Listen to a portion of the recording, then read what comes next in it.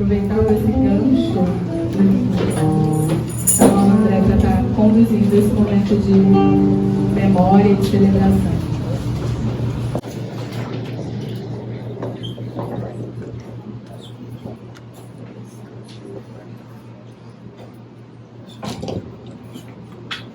Bom dia a todas e todos. Nossa igreja tem feito regularmente a ceia, que é um momento que a gente sempre repete, porque eventualmente aqueles que... Repete o que significa? Porque eventualmente aqueles que não sabem ou que não estão participando de uma ceia se sentem estranhos ou constrangidos a esse momento, né? A ceia é uma celebração, é um momento de memória, é um momento de lembrança da vida de Jesus acima de tudo, né? No entanto, tradicionalmente, a ceia tem sido associada à morte de Jesus, porque Jesus, na narrativa dos evangelhos, faz a última ceia, chamada última ceia, logo depois ele é entregue para ser crucificado. Então, a ceia se tornou, ao longo da história da igreja, um momento de memorial da morte de Jesus. No entanto, nós aqui entendemos que não há morte de Jesus sem a vida de Jesus. A morte de Jesus é apenas uma consequência da vida dele. Jesus não veio só para morrer e passou tempo durante 33 anos da vida ali, entretendo o pessoal, enfim, fazendo um culto aqui, outro ali. Não, né? Jesus ele tem uma vida radical a ponto de se entregar por amor e por conta disso ele morre, e morre como sabemos todos nós. Então a morte de Jesus tem o seu lugar dentro da vida de Jesus, no entanto, ela não existe sem a vida de Jesus, sem a escolha radical de Jesus de amor, de entrega, de abertura, de alteridade, enfim. Então, nesse sentido, a gente quer convidar todos que estão aqui para conosco, enquanto igreja, num momento de comunhão, como cantamos aqui agora, né? Num momento de abertura, num momento de igualdade, que todos participem conosco então da ceia, lembrando, acima de tudo, da vida de Jesus, que tem na sua totalidade também a sua morte. E a morte dele, como foi, de forma radical, de forma cruel, e por amor, por amor a uma causa, por amor ao Evangelho, à Boa Nova de Salvação. Mas antes eu quero ler um texto, que é um texto de Paulo. Paulo, importante sempre lembrar, não viveu com Jesus. Paulo não conheceu Jesus. Paulo ouviu falar de Jesus. E teve aquele encontro, que Atos relata de que ele ouve a voz e cai, não é do cavalo, para quem não sabe, não tem cavalo na história, apesar de sempre achar que tem cavalo, não tinha cavalo ali. Quando achavam que tinha cavalo ali, levanta a mão. Não tem cavalo. Tá? Não tem cavalo. Não tem, cara. Você procura na Bíblia. Ele caiu, enfim, achava-se que era cavalo. Portanto, Paulo então não viveu com Jesus e a teologia de Paulo é uma teologia, então, secundária, no sentido de ele ouve indiretamente do Evangelho.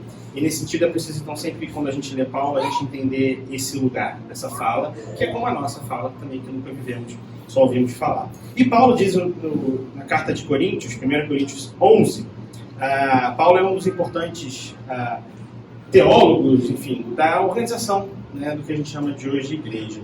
E nesse texto ele vai, então, instituir essa tradição chamada ceia, dando uma teoria, um porquê disso. Então diz Paulo em 1 Coríntios 11, 23, eu recebi do Senhor o que já antes vos tinha transmitido, na noite que foi traído, o Senhor Jesus tomou o pão, e depois de ter dado graças, partiu dizendo, tomem e comam, este é o meu corpo que é dado em vosso favor, façam isto em memória de mim. De igual modo pegou o cálice do vinho, ali não é vinho, para dizer, infelizmente, ou não, é suco de uva, então todos podem tomar também, inclusive as crianças. Tomou o cálice do vinho no fim da ceia e disse, este cálice é a nova aliança selada do meu sangue, fazei isto todas as vezes que beberdes em lembrança de mim. Então, nesse sentido, a gente agora quer convidar todos vocês, todos nós, em memória, em lembrança da vida de Jesus como um todo, a cearmos a ceia. Então, quero convidar, não sei quem que vai nos ajudar, já tem uma equipe, já tem os diáconos, os diaconisas. Temos diaconisas, diáconos? Não, não temos. Não tem diácono. Mas é uma boa oportunidade de fazer aquela piada, porque os diáconos... A gente não pode fazer diácono. Então, irmãs, façamos então agora a ceia, faremos a ceia, então, cantando a música. Enquanto você vem, eu não sei como vai ser a logística, acho que dá para a gente se organizar. Vem! Enquanto a gente canta e participe da ceia.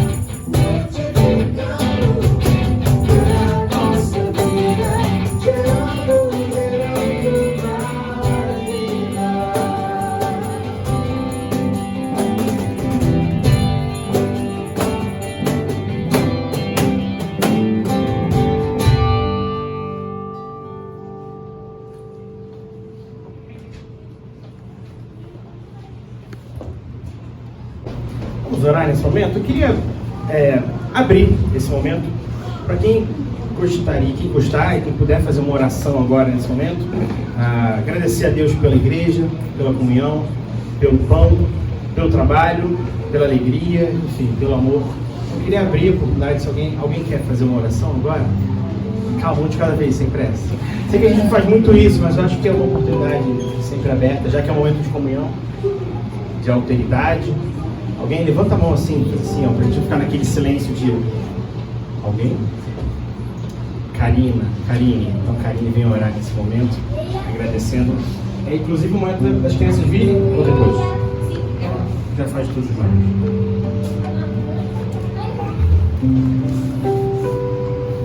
Pai de amor, Pai de misericórdia, nós somos tão gratos pelo seu cuidado conosco, que nós não temos nem palavras para agradecer. Mas agora, diante de Ti, a gente quer entregar tudo que a gente é, toda a nossa mente, toda a nossa ansiedade. Cuida de nós, continua nos dirigindo, de alguma forma abrindo nossos olhos, nos inspirando para ser melhores, para ir contra os nossos desejos de maldade, nos ajude a caminhar sempre em direção a Ti. Obrigada por essa igreja, por esse espaço, por esses amigos que são tão chegados quanto irmãos. Obrigada por esse espaço onde a gente pode alimentar nossa mente. Nos ajuda a perdoar nossos amigos. Nos ajuda, assim como o Senhor fez, enfim, no dia da última ceia. Nos ensinou que é amor, porque é assim que a gente é conhecido como seus discípulos. Obrigada por tudo. Em nome de Jesus, amém. Então, eu queria aproveitar para as crianças. Vamos subir, que hoje vai ser bem legal. Vamos lá?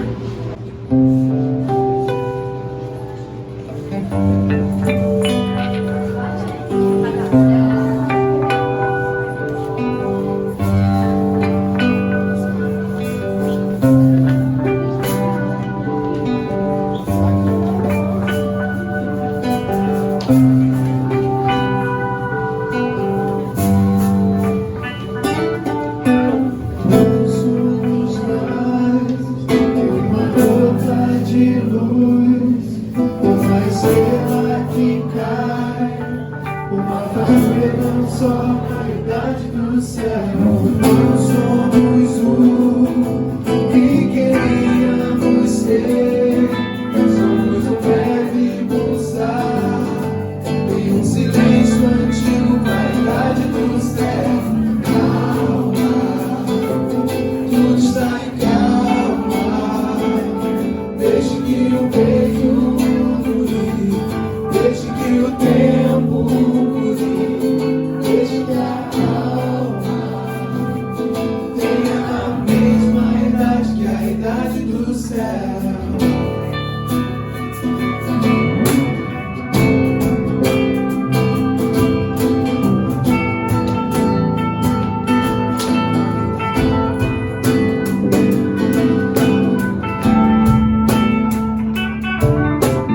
Não somos mais que um punhado de mar, uma piada de Deus, um capricho do sol no jardim do céu. Não damos pé entre tanto gitar, entre tanto viver. Somos um grão de sal no céu. Calma, tudo está em calma.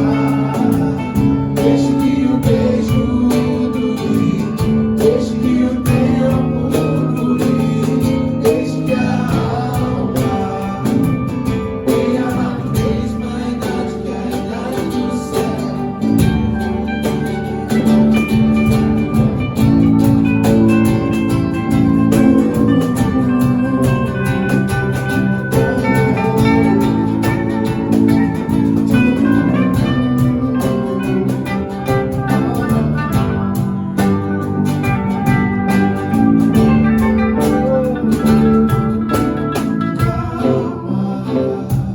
Tudo está em calma. Deixe que o beijo fluir, deixe que o tempo fluir, deixe que a alma tenha a mesma idade que a idade do céu. Calma, tudo está em calma. Deixe que o beijo fluir, deixe que o tempo fluir, deixe que a alma tenha a mesma idade que a idade do céu. Mesma idade que a idade do céu. Mesma idade que a idade do céu.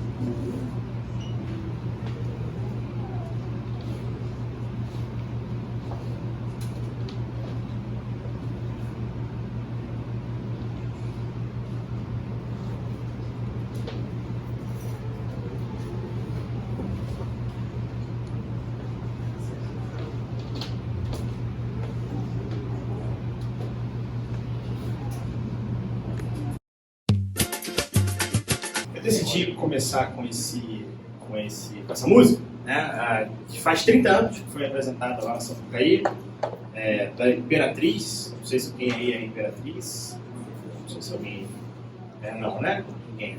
Tudo bem. Na semana que vem a gente vai tocar, no mês que vem, do Salgueiro, tá? Segunda de coração. Ninguém não, Salgueiro. Então, enfim, uma música que faz referência ao centenário da proclamação, por isso que aparece ali o Marechal, o Patrono, o Corajoso, Heroína, Isabel. Tudo bem, precisa fazer um revisionismo, né, nessa letra, né? Fica a dica aí, Imperatriz, tá bom? Depois aí. Mas enfim, é preciso levar em consideração que é uma música que faz já uma subversão a uma outra música que era o hino da República, cujo refrão era liberdade, liberdade, abre as asas sobre nós, que das lutas à tempestade dá-se sempre a nossa voz, uma coisa assim. Então já é uma subversão porque insere nesse refrão da liberdade, que é de alguma forma esse lema republicano, o aspecto da igualdade. E eu queria pensar um pouco sobre isso hoje, do ponto que é fundamental que a gente discuta a liberdade, e cada vez mais é um tema aí, em voga, né? Assim, a gente está num processo de questionamento das liberdades, enfim, do ponto de vista social, político, econômico, né? Mas o ponto que é fundamental é caminhar sempre na luta também da igualdade, porque não há liberdade sem igualdade. É sobre isso que eu queria pensar com vocês. E eu quero te convidar a abrir o texto de João, João 8,32. É um texto muito famoso, inclusive tem sido citado, né, diversas vezes aí pelo presidente de vocês aí, ok? E é um texto que eu acho que ele é muito importante que a gente reflita na profundidade de cada uma dessas palavras que aqui estão no texto, porque são palavras que passam às vezes ao largo da nossa reflexão, porque a gente está sempre acostumado, e aqueles então que, né, cresceram na igreja sempre ouviram essa expressão, conhecereis a verdade, a verdade vos libertará. Mas o que eu acho que é fundamental dentro do que eu entendo do Evangelho, essa ideia, né, e que é um texto que eu acho que tem uma potência muito grande para a gente refletir também. Então diz assim o texto de João 8,32: e conhecereis a verdade, e a verdade vos libertará. Depois eu quero que você chegue em casa, quando puder, e leia o texto todo, o contexto do texto de João 8, que é um texto muito importante do Evangelho de João, e que começa com uma história que é muito emblemática, que é a história do apedrejamento, ou do não apedrejamento da mulher adulta.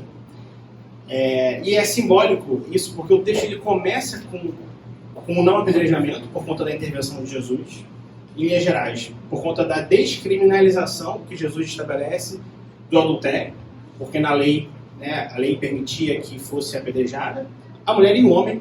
Tem um problema ali, que o homem não está presente, né? Enfim, talvez um judeu raiz leria o texto e falou: opa, peraí, Jesus, cadê o homem na história? Né?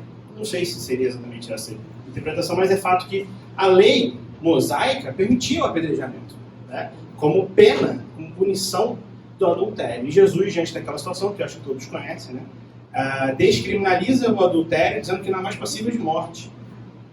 A adúltera, especificamente, acho que talvez o texto tem uma potência especial por ser a mulher, então é um lugar de submissão social que a mulher tinha na época de Jesus, e que Jesus, não só nessa história, mas como em diversas outras, liberta ela dessa condição, desse patriarcado. E o texto de João também termina, o último versículo fala que Jesus, depois de dizer o que disse, ele fala coisas que são realmente muito heréticas e subversivas do ponto de vista judaico, ou seja, da tradição da época dele. Ele foge do apedrejamento, né, porque os judeus querem apedrejá-lo, já que ele é um herege, já que quem é ele para dizer, né, que a verdade, que a palavra dele vai libertar. Afinal, nunca fomos escravos, se gabavam os judeus na ocasião da época de Jesus. Ou seja, é um texto então muito importante para a gente entender esse espírito belicoso, beligerante, violento, enfim, de conflito que Jesus convivia quando ele dizia o que dizia. Né? Jesus não dizia o que dizia na Record. Jesus não dizia o que dizia, né, aqui agora, a gente no conforto do ar-condicionado. Jesus dizia o que dizia no meio de um estado de coisas extremamente problemático, conflituoso e radical. Né? Então, nesse sentido, a vida que ele escolhe é essa via radical. Né? Essa via tem um sentido do radicalismo aqui. Eu acho que é importante a gente pensar na ideia da etimologia da palavra radical, né, que é raiz. Né? Então, Jesus ele não quer radicalizar, ele não quer ser o anormal. Ou melhor, ele não quer dizer que o que ele pensa é o extremo, é o limite da coisa, mas que é o retorno, é a raiz, é a origem, né, daquilo que foi perdido ao longo da história pela religiosidade, né, pela busca do poder, enfim, por N motivos históricos. Né? Então, Jesus está tentando retornar. Por isso que é radical, por isso que é raiz, e por isso que ele, o tempo todo, está dizendo: ouviram que foi dito, mas eis que agora vos digo outra coisa. Né? Porque mudaram as estações, mudou. Né? O reino, a conotação do reino, a boa nova de salvação, é justamente uma boa nova, uma boa notícia, que estabelece a mudança, né? A alteração do status quo, a alteração do estado de coisas. Né? É isso que é a boa nova de salvação, que é o Evangelho. Né? O Evangelho não é fake news, né? O Evangelho não é uma mentira da pós-verdade, né? O Evangelho é a boa notícia que, no fundo, é velha notícia. Só que ela é ressignificada, ela é restaurada, ela é apresentada, enfim, numa outra perspectiva da época de Jesus. Então, e a gente falei da fake news porque a gente vive num tempo, né, enfim, onde a ideia da verdade está em jogo, né, está em disputa. Não sei nem se é possível falar de verdade, enfim, né, falam que vivemos na época da pós-verdade, que não há mais essa ideia de verdade. E que talvez nunca mais haverá, né, porque essa ideia está, né, no campo aí das disputas, a ideia da verdade. E o que é a verdade, né? O revisionismo que vivemos hoje, ele está num nível extremo de tudo é questionado, tudo é colocado em xeque, o que a rigor não tem tanto problema assim, né? Ou seja, um espírito crítico.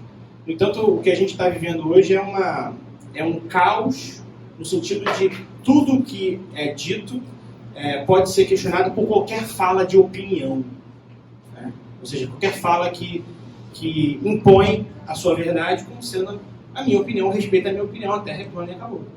Então, ou seja, a gente vive num tempo em que se tiver que questionar, que questionemos então, mas por vias, digamos, lógicas. E aqui não é nenhuma defesa a ideia da lógica, acho que tem seus problemas também, mas por uma via em que a gente possa debater nos mesmos termos. Porque a lógica da pós-verdade é uma lógica que suprime qualquer tipo de debate, de diálogo, né? De conversa, de sentar na mesa e colocar todos os termos iguais, né? Um falando grego e outro falando sei lá o que, né? Enfim, então, nesse tempo que a gente vive a ideia de verdade, o texto está falando conhecereis a verdade, e a verdade, ou seja, a ideia da verdade é o que está ali na fala de Jesus, né? Na fala de João, citando Jesus. A palavra verdade, inclusive, no Evangelho de João, ela aparece centenas de vezes, é o Evangelho que mais fala a palavra verdade, o que não é à toa. É preciso também entender que o Evangelho de João tem a sua diferença dos outros evangelhos, né? Depois vocês perguntam para o Judel vai explicar direitinho porque o livro de João é diferente dos outros livros, né, dos sinóticos. Ele tem uma sua diferença, enfim, vários intérpretes que vão entender essa diferença do Evangelho de João, enfim, depois a gente pode conversar sobre isso com calma, mas a ideia toda o Evangelho de João é um evangelho todo atravessado por esse pano de fundo filosófico, digamos assim, da ideia da verdade, né? O Logos, a palavra verdade ali é o Logos, que todo mundo conhece, aqueles que frequentam a igreja desde cedo, João 1, porque o Logos, o verbo era Deus, o verbo estava com Deus, o verbo era Deus, já falei isso, né? E o verbo fez tudo, habitou entre nós, esse carne habitou entre nós, aqui temos a mensageira do rei, né? Que fez direitinho os passos. Foi a mensageira?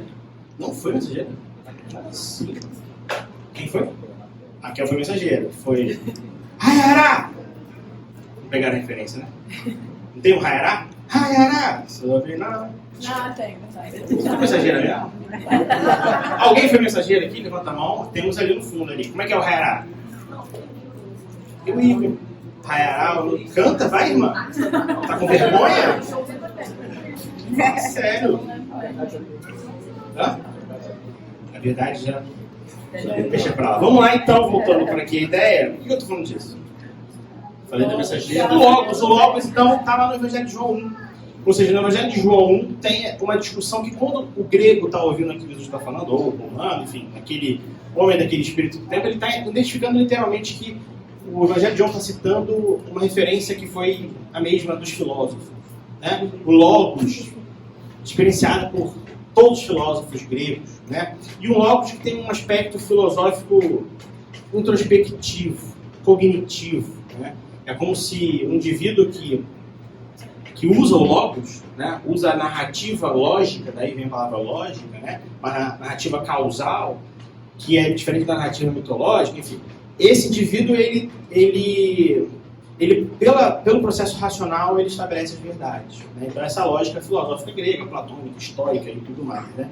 Enfim, então, quando o Evangelho de João está dialogando com isso, ele está apresentando um conceito de verdade que tem esse atravessamento metafísico, ontológico, cosmológico, enfim, ele está dialogando com essa perspectiva do ser grego, né? Ele está tentando fazer teologia, né? O Evangelho de João talvez seja o primeiro texto teológico do cur, né, a rigor, assim, da antiguidade, pelo menos do cristianismo, né? Então, essa ideia da verdade, ela está sendo apresentada com todo um background filosófico cultural. Jesus é a verdade que atravessa os tempos. É a verdade da plenitude dos tempos. Jesus é a verdade que Deus, né, se apresenta de forma encarnada. E essa verdade, no entanto, tem uma diferença. E aí está o grande pulo do gato aqui, né? A diferença é que o Logos do Cristo, né, é um Logos encarnado que se fez carne e habitou entre nós. Ele vive aqui, a casa dele, o habitat dele é a nossa vida dura, sofrida, alegre, leve também, enfim, é a nossa vida, né? O habitat de Deus não é mais os céus, não é mais o cosmos como uma coisa metafísica, mas agora é a segunda-feira, o trem lotado, o ponto que você bate no trabalho, enfim, é a vida dura. Né? Esse é o habitat de Deus, é isso que o Evangelho de João está apresentando, ou seja, não é mais um princípio cognitivo, o Logos, na verdade, supremo. Né? Jesus não era um filósofo, Jesus não era partícipe de um grupo filosófico, Jesus não era um rabi como eram os escribas, os fariseus, o tempo todo isso no texto é afirmado. A rigor, é interessante observar que nos evangelhos não há nenhuma definição de uma escola judaica da qual Jesus fazia parte. Né? O que é muito curioso, porque Jesus era um rabi, ele era um mestre, e o texto bíblico dos evangelhos relata o tempo todo, a palavra rabi, ela aparece centenas de vezes mais do que a palavra Senhor, referindo-se a Jesus. Mas Jesus é um mestre. Só que ele é um mestre que não é um mestre que se vangloria, como Paulo fez, né? De ser da escola de não sei quem, de Gamaliel, de ser de origem farisaica, de ser aluno de não sei quem. Jesus é livre, né? Jesus ele não tem essa necessidade de legitimar a fala dele com base numa autoridade judaica religiosa de um pedigree específico XYZ. Né?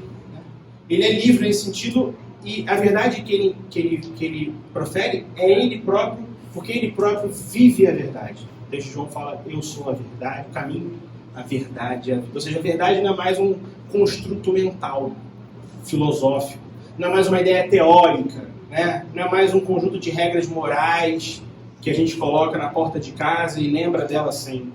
Né? Mas é uma vida encarnada, é um pulsar do coração, é uma epiderme que sente. É uma voz que fala com sotaque, lembra sempre disso. Jesus era do interior. Jesus, não sei se falava do interior, gostava de um sertanejo, ou se era do Nordeste, falava carregando sotaque. Ou era do Rio de Janeiro, que a gente também tem sotaque, né? A gente acha que não tem, né? A gente também tem sotaque, tá? Enfim, então, ele tinha um sotaque específico do interiorzão da Palestina, né? Enfim, então, essa vida encarnada, essa verdade encarnada, essa é a verdade que o texto está dizendo que vocês vão conhecer, e uma vez conhecidos, vocês serão libertos. Ou seja, né, Jesus então está apresentando um modo de vida completamente diferente do modo de vida anterior, filosófico, judaico também. Né? É um outro modo de vida que agora vive a verdade, não apenas conhece a verdade. Né? Então conhecer, vamos pensar então no texto, né? O texto diz conhece a verdade. A palavra conhece aqui é a da gnose, a ideia de um conhecimento específico mesmo, é conhecimento no sentido amplo da palavra. Né? Conhecer é conhecer a Jesus, primeira ideia que eu quero trabalhar aqui. Né? Conhecer, nesse sentido, é conhecer quem Jesus foi. E aqui eu volto no que eu falei mais cedo, que Paulo não conheceu Jesus. Né? Me parece isso importante, me parece central, porque a fala de Jesus, a palavra de Jesus, ela é diferente. Né? Os discípulos eram no caminho de Emaús, diziam, enquanto ele falava, nosso coração não ardia. Estar com Jesus era um evento extraordinário. A presença de Jesus, o toque de Jesus, o cheiro de Jesus, o olhar de Jesus. Mais do que uma palavra lida num texto. Verdade é essa que talvez nós nunca, do ponto de vista humano, da imanência, conheceremos plenamente. Né? A gente está afastado, né? A gente só ouviu falar de Jesus. É claro que a gente tem uma experiência com esse Jesus que está vivo e a gente acredita nisso. Né? Mas ela não é corpórea. Porque me parece que o corpo na missão de Jesus é fundamental. Ideia muito problemática na história do cristianismo. Né?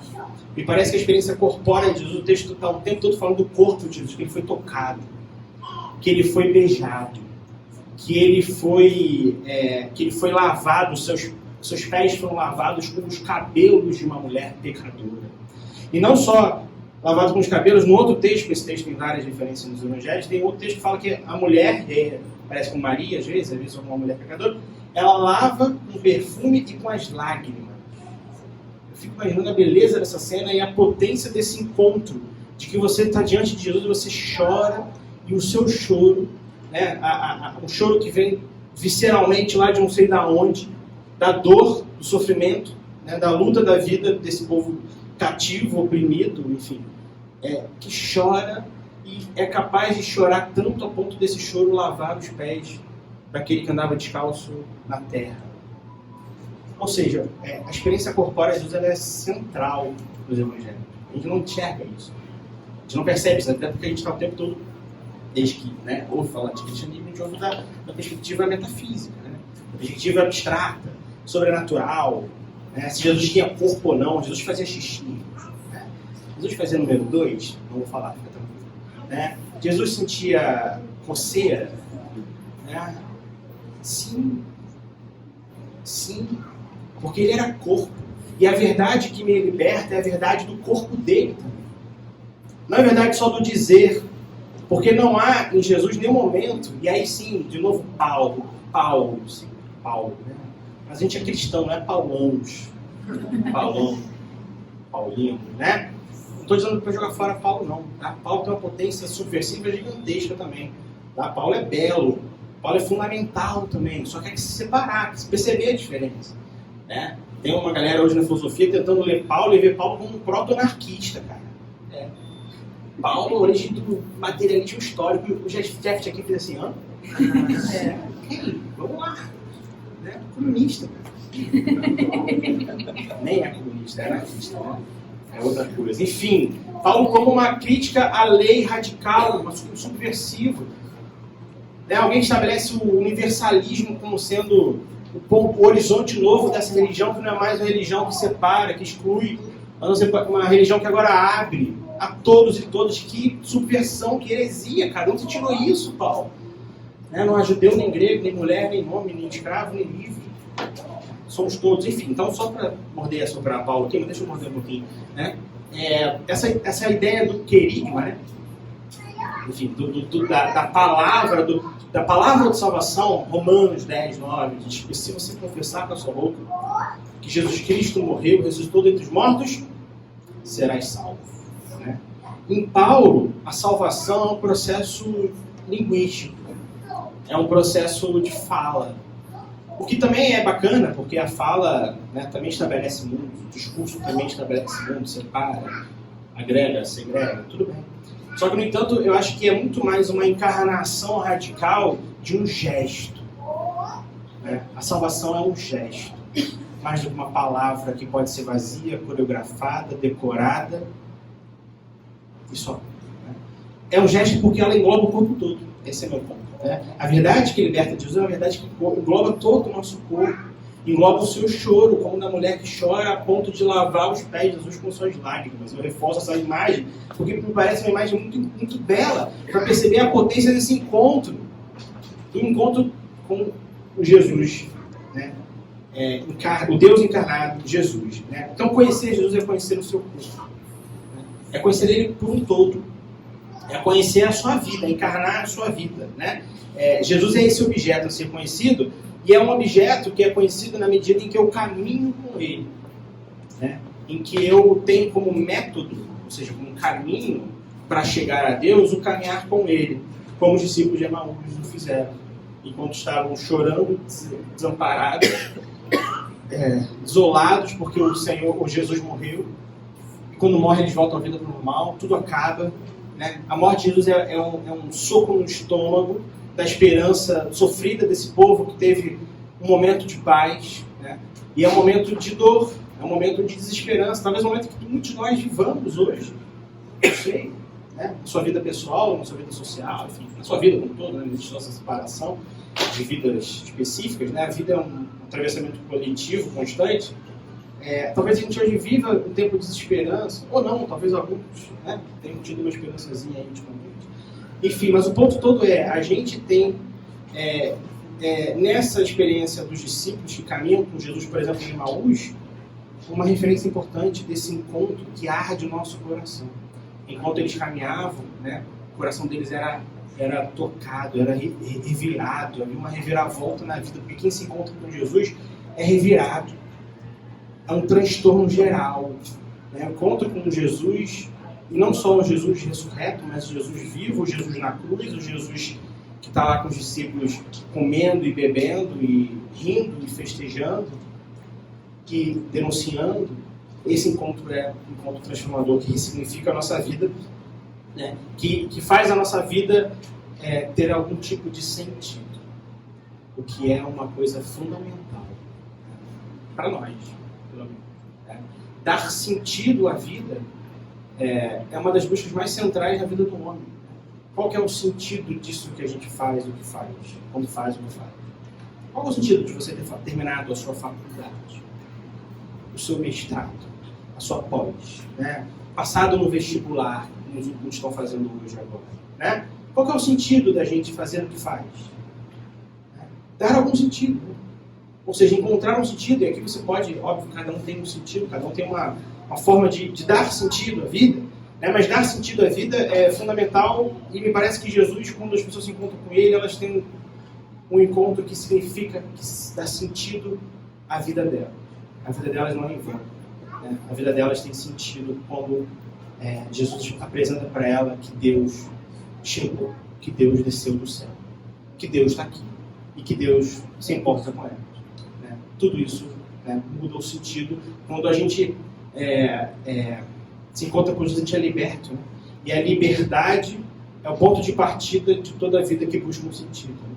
Não tem como buscar sentido dentro da prisão. Até tem, né? Mas é um propósito filosófico. Né? Quando eu falei do Logos aqui, tinha um filósofo estoico chamado Epiteto. O Epiteto era um escravo. E um escravo que depois tem um processo de libertação, mas isso tudo bem. Só que a filosofia toda dos estoicos é uma filosofia interior, né? De uma interioridade que busca a vida resignada, independente dos problemas. Né? Faça o que te cabe fazer. É a apatia, a defesa da filosofia estoica, onde o Logos é central. Só para abrir uma janela importante aqui, para perceber o quanto que Jesus não está nesse grupo dos resignados, dos que dizem, olha, tá ruim, mas vai melhorar no céu. Né? Tá ruim, mas relaxa aí, continua obedecendo o teu patrão, continua aceitando as imposições sociais sobre nós, porque é assim, é o normal, é a vida. Né? Jesus não é um resignado estoico que diz que você está preso, dá sentido à vida na prisão. Né? Te deram um limão, faça uma limonada. Né? Não é esse o foco de Jesus. O foco de Jesus é um enfrentamento social, é um engajamento social, é o que a gente chama de militância hoje, né? Independente do termo, do sentido desse termo. Né? É o que a gente chama de uma vida que vive, né? Que se projeta, que estabelece algum tipo de ação, né? E uma ação libertadora. Esse é o grande ponto que, né, é central para entender que a vida de Jesus o tempo todo está cercada da ideia da libertação. E da libertação não só no sentido, né, interior, mas no sentido integral da vida. Precisamos ser libertos da opressão social. Precisamos ser libertos, né, desse estado de coisas que nos oprimem e nos fazem trabalhar 8 horas por dia. Eu quero trabalhar 6 horas por dia. Talvez menos, 3, igualzinho. E eu não sou vagabundo por isso. Tá? Eu quero trabalhar 3 horas por dia. Por que eu tenho que viver para trabalhar e não trabalhar para viver? Né? Por quê? Esse estado de coisas. Né? Por que a gente tem que sempre... Né? Essa lógica desse mundo que nos oprime cada vez mais e que em Jesus a gente tem um processo de questionamento das normas sociais como um todo em vias da liberdade. A liberdade não é um ponto de partida, é um ponto de chegada no cristianismo. Né? Ela é um processo, né? Mas em última instância é para onde a gente vai. A liberdade é um processo, é um projeto, é uma ideia, né? Onde a gente vai formando a nossa vida como um todo. Enfim, Jesus então é esse objeto a ser conhecido que liberta. E que nos liberta dessa vida opressora. Né? Essa vida que é oprimida, melhor dizer. Né? Enfim, conhecer Jesus então é conhecer o seu corpo e conhecer a sua vida e viver como ele viveu. Como dizia Frei Beto, não basta ter a fé em Jesus, é preciso ter a fé de Jesus. Não basta acreditar. essa ideia do acreditar ainda dialoga com essa ideia da metafísica, né? E que tem esse lugar de uma separação, de uma outra dimensão não corpórea, não integral da vida, né?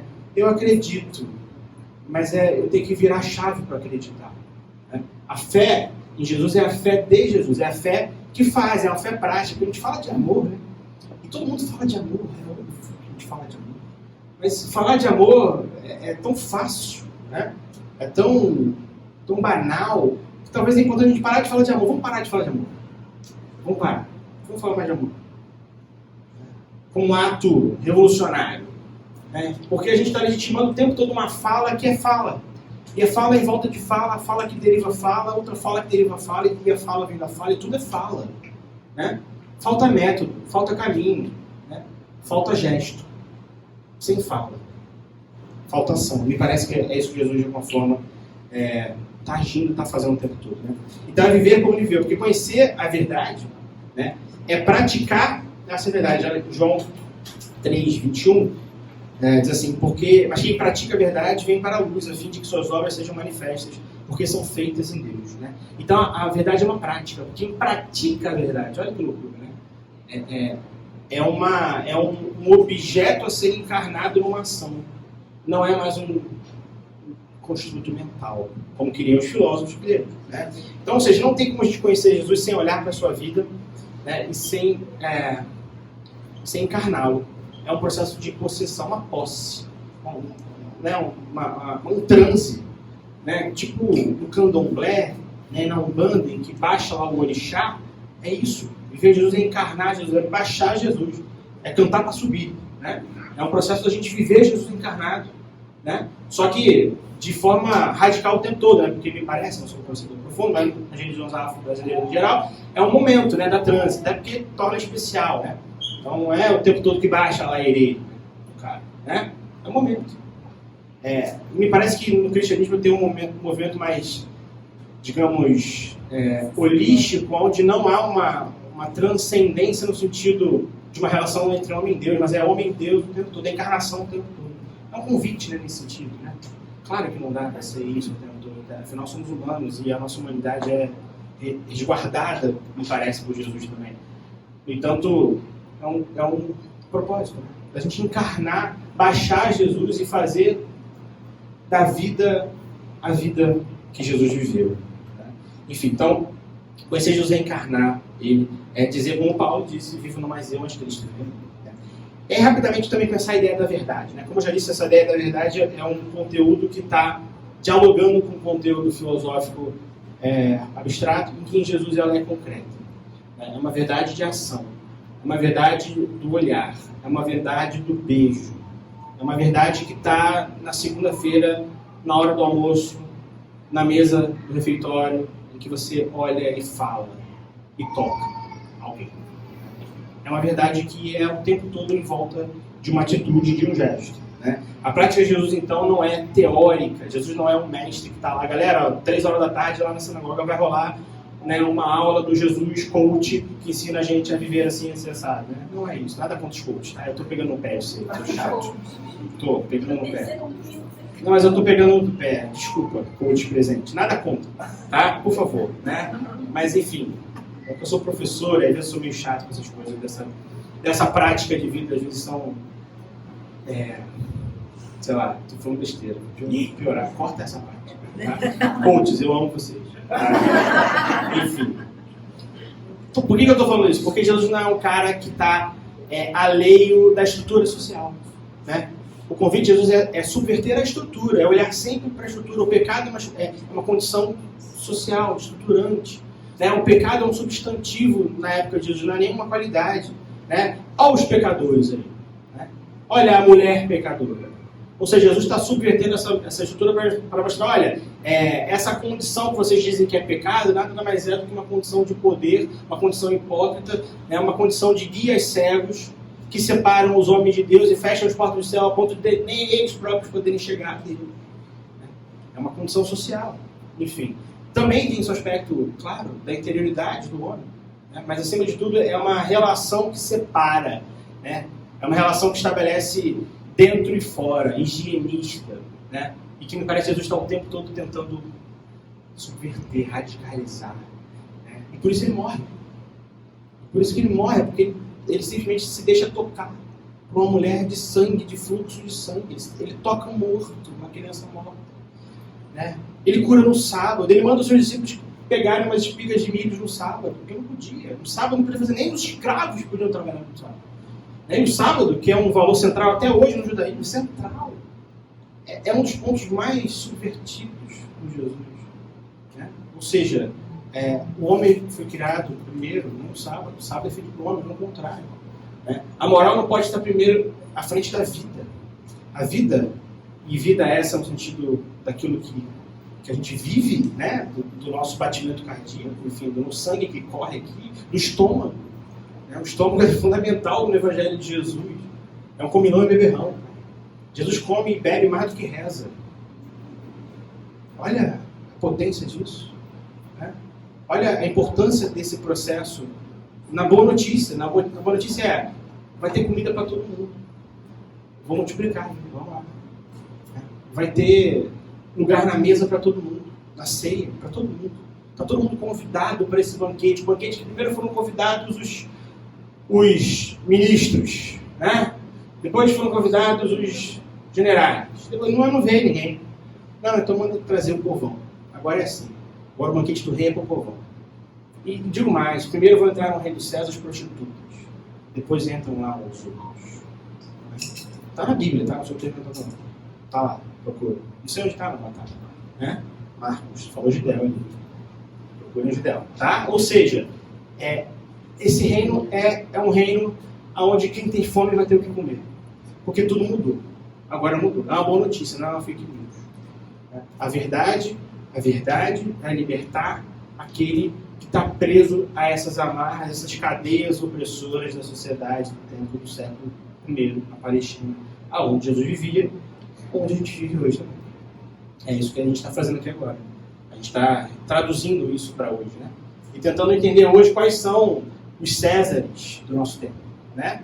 Quais são os sumos sacerdotes do nosso tempo, né? Qual é a cambada evangélica, a bancada evangélica do nosso tempo, né? Quem são aqueles que estão dizendo que a verdade liberta, conhecer a verdade, quem está dizendo isso? E o que diz quando diz? E qual é o projeto de poder de imposição desse termo? Né? Que não é um termo que liberta, não é uma verdade que liberta, é uma verdade excludente. E quem conhece, conhece, quem não conhece, ferra. Essa é a verdade. Né? Eu conheço, eu sou liberto, vocês não conhecem, logo vocês não são libertos, e é isso e acabou. E só quem conhece é quem tem, né, o pedigree, é quem é cidadão de bem, é quem é separado, né?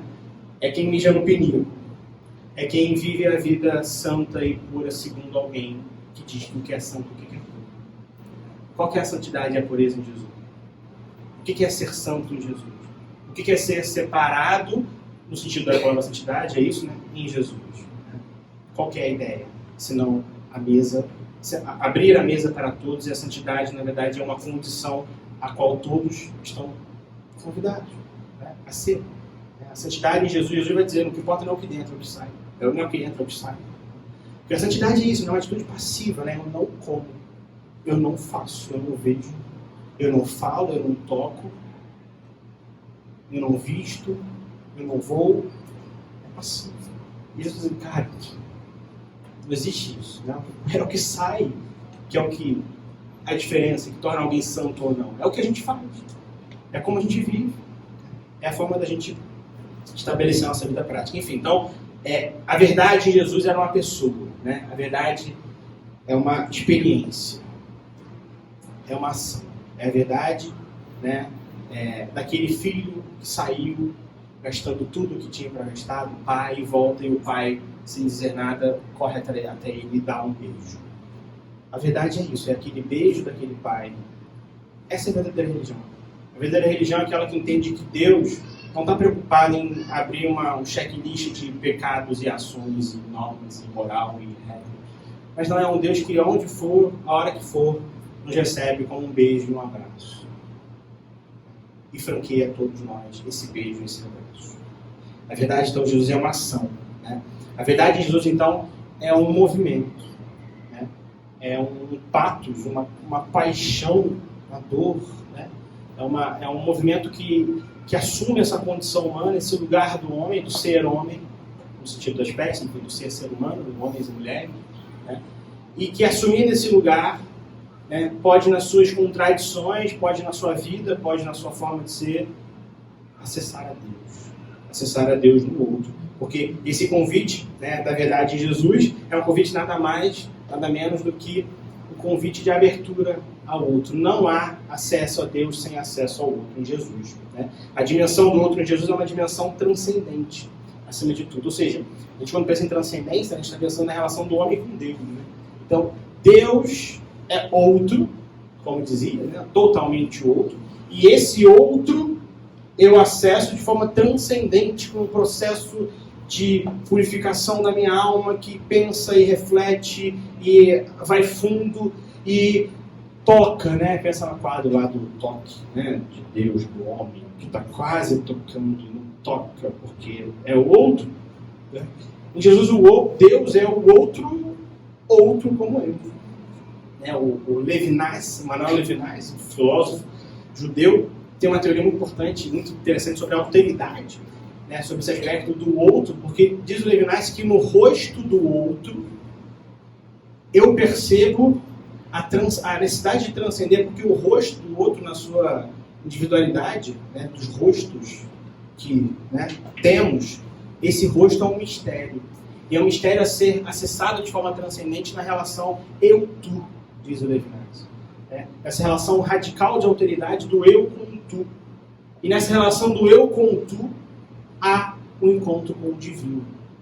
Porque Deus revela no amor ao próximo, Jesus, né, como sendo esse caminho de acesso a Deus. Não há como acessar Deus se não acesso ao próximo. Se não acesso ao outro. E esse outro que é um mistério. Né? Ou seja, a verdadeira oração é olhar para o outro. E não só olhar, mas é ver. Né? É perceber esse outro, né? E essa dimensão desse outro que é infinitamente transcendente. Esse outro que é radicalmente um convite a viver. A se abrir, é a abertura. E a abertura nada mais é do que abrir a minha vulnerabilidade. Mostrar, olha como eu sou fraco. Olha como eu sou, né, feio. Olha como eu sou frágil. Olha como eu não sei nada. Olha como eu tenho odores, né, traços, suor. Olha. Me olha. É isso, né? E aí essa abertura é o que liberta. É essa abertura de Jesus, essa abertura que em Jesus é radicalizada na vida dele, ou seja, é tornada carne, que realmente nos liberta. Ou seja, não tem liberdade sem igualdade. Não tem liberdade sem o momento de eu olhar para o outro, enxergar no outro que o outro é assim como eu sou, e de me abrir, me fragilizar, me tornar vulnerável.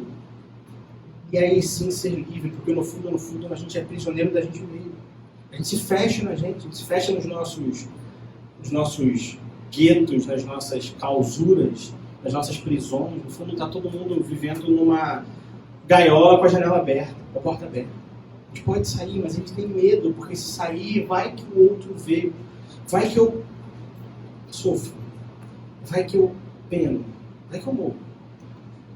E o convite de Jesus é isso, né? É olhar o outro nessa radicalidade do amor ao próximo como a ti mesmo. Ou seja, e é importante ressaltar que o outro é outro, não é eu mesmo, tá?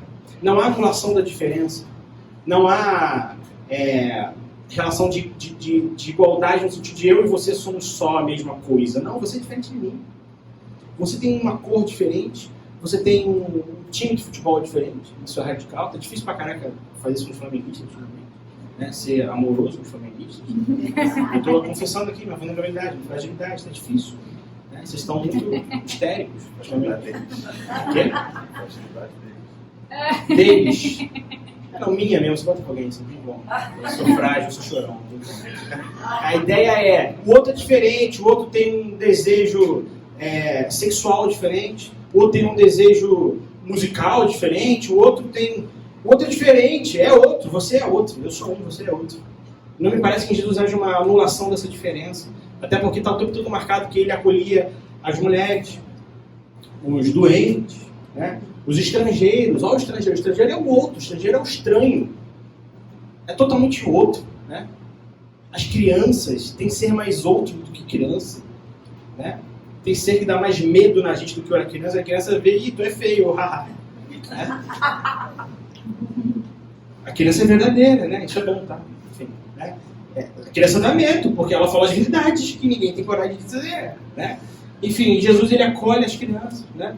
Ou seja, o movimento de Jesus é um movimento de perceber que o outro é outro, mas de se abrir para esse outro e compor e apresentar um reino onde os outros viverão em paz, onde o lobo vive com o cordeiro, onde o leão, o animal cevado e o cabrito dormem juntos, e é onde uma criança nos guia.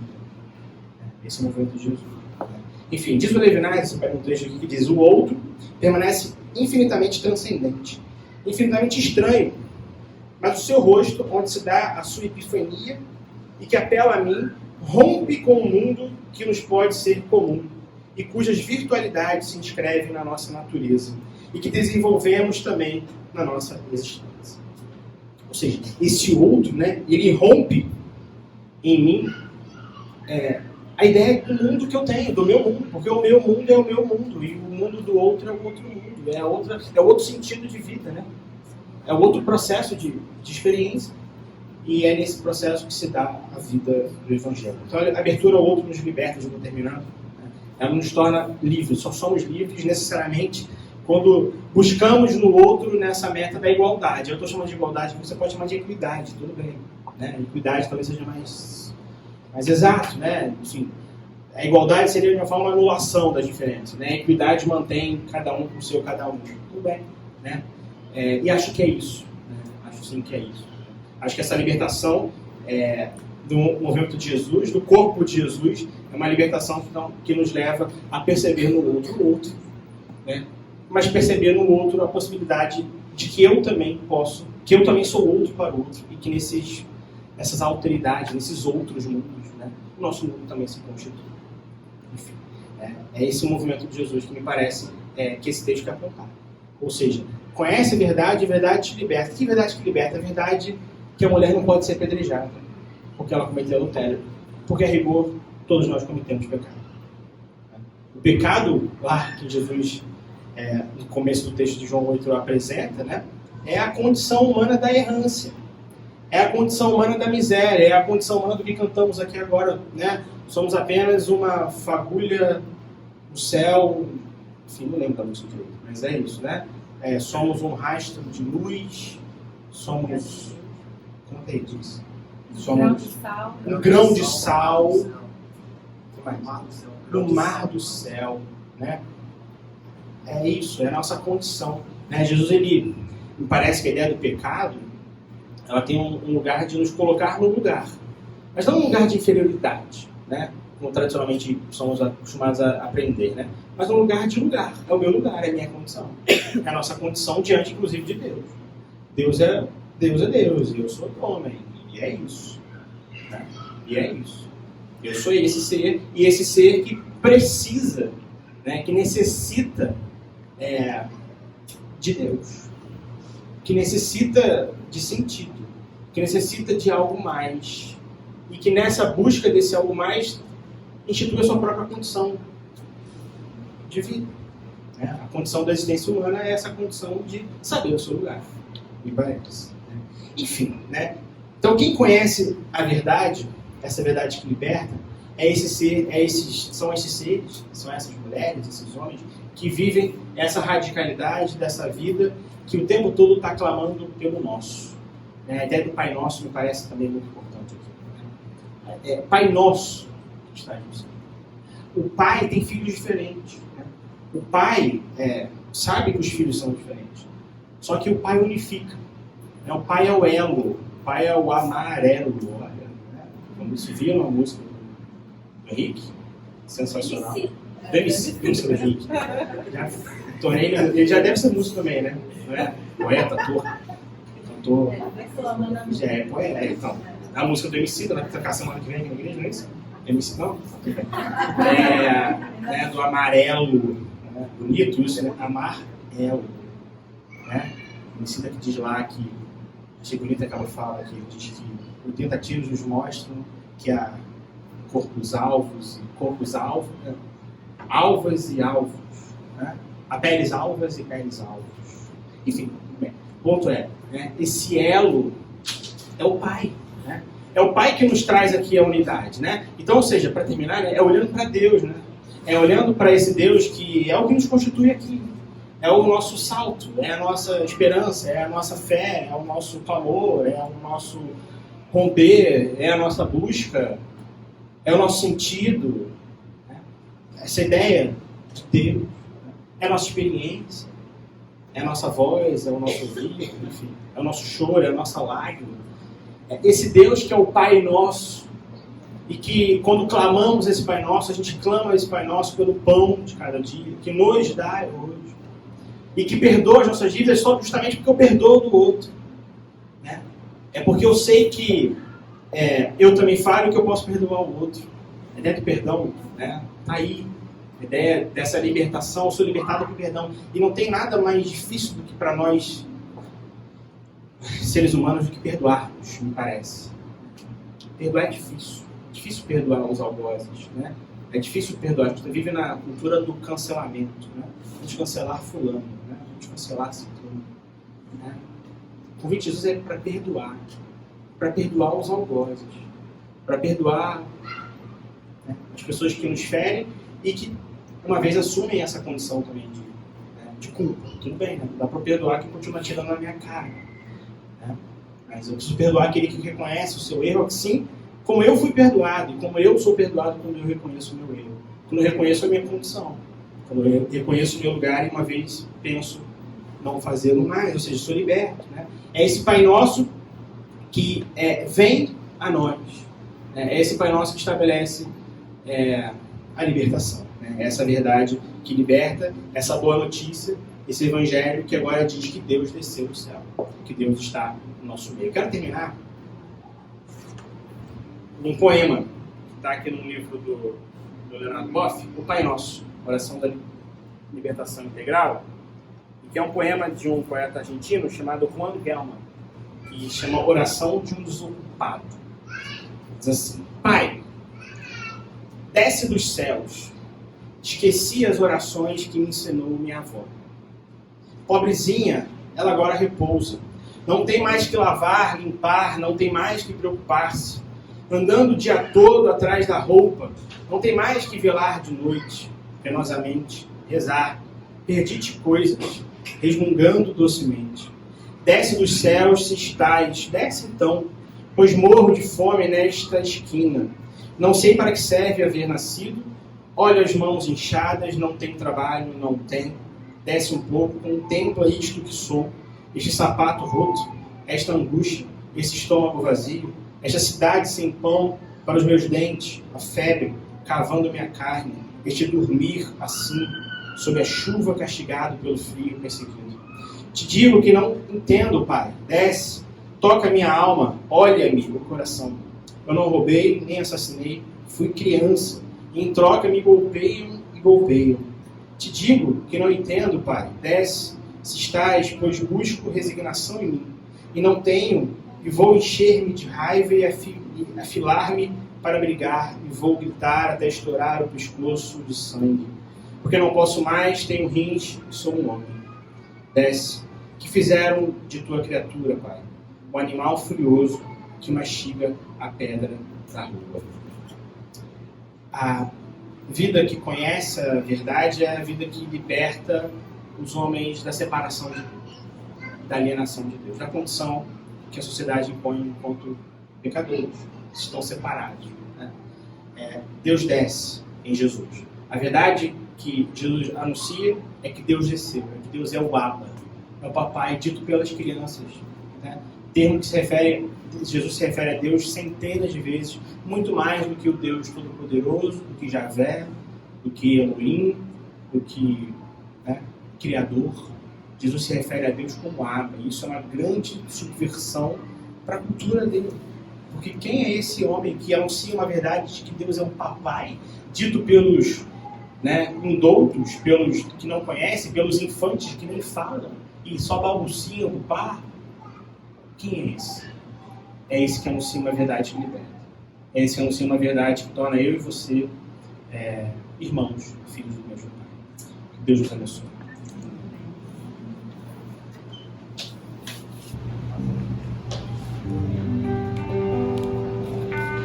Que soe perto o som de agora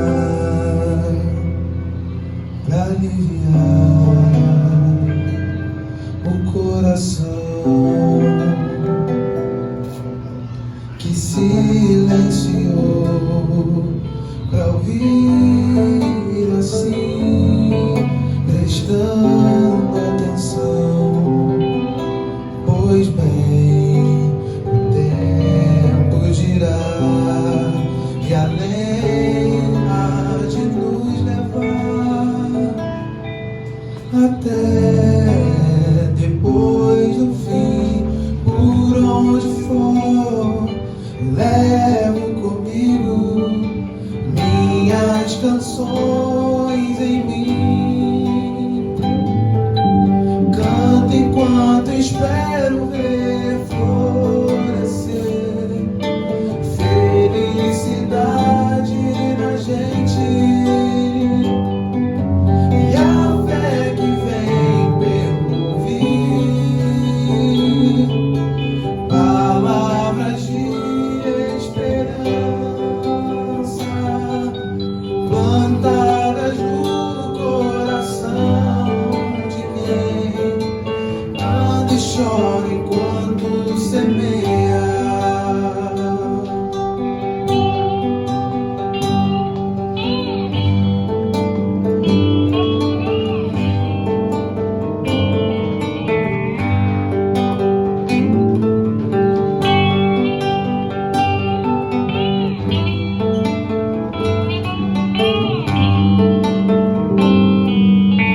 Por onde for, levo comigo minhas canções em mim. Canto enquanto espero ver florescer felicidade na gente, e a fé que vem pelo ouvir palavras de esperança plantadas no coração de quem anda e chora enquanto semeia.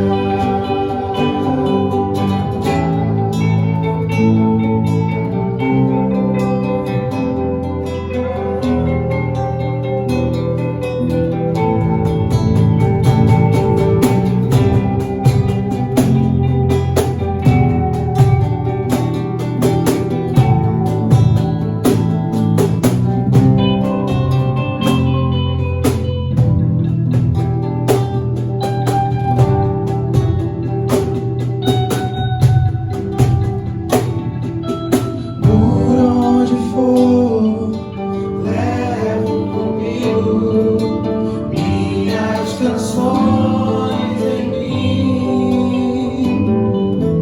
Canto enquanto espero ver florescer felicidade na gente, e a fé que vem pelo ouvir palavras de esperança plantadas no coração de quem anda e chora enquanto semeia.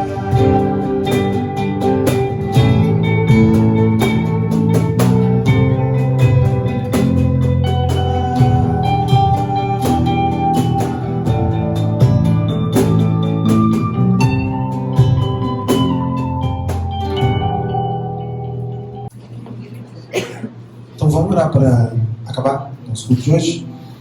Agradecer a presença de todo mundo, gente. Muito bom a gente ter, enfim, né, a casa cheia. Então, oremos. Deus Pai e Mãe de amor, de misericórdia, bondade, a gente te agradece pela oportunidade de ter estado reunido aqui E a gente te agradece pelas palavras, pelas canções que a gente compartilhou, por tudo aquilo que a gente pôde sentir, pensar, refletir. Também quero te agradecer porque a gente, mesmo em meio a essa loucura, essa rotina pesada, consegue perceber o teu cuidado, a tua presença, numa palavra de um amigo, num abraço de quem a gente gosta, uma música boa que a gente ouve quando a gente não estava esperando, um encontro que nos traz alegria, que enfim, traz um pouco de luz para a nossa rotina. Quero te pedir pela semana de todos que estão aqui, que o Senhor possa também se revelar esse Deus cuidadoso, misericordioso, que a gente possa avançar naquilo que a gente tem falhado, que o Senhor possa nos inspirar a sermos melhores do que éramos, e que o Senhor também, especialmente, uma lembrança, né? Que o Senhor abençoe e esteja junto, trazendo discernimento, calma, aos nossos estudantes que estão fazendo a prova do Enem hoje, que é isso, o Senhor possa cuidar dessas pessoas, das suas famílias, dos seus sonhos, e que a gente possa continuar caminhando junto, trazendo mais gente para caminhar com a gente e nos ajudando, cuidando uns dos outros. É o que eu te peço, é o que eu te agradeço, e em nome de Jesus. Amém.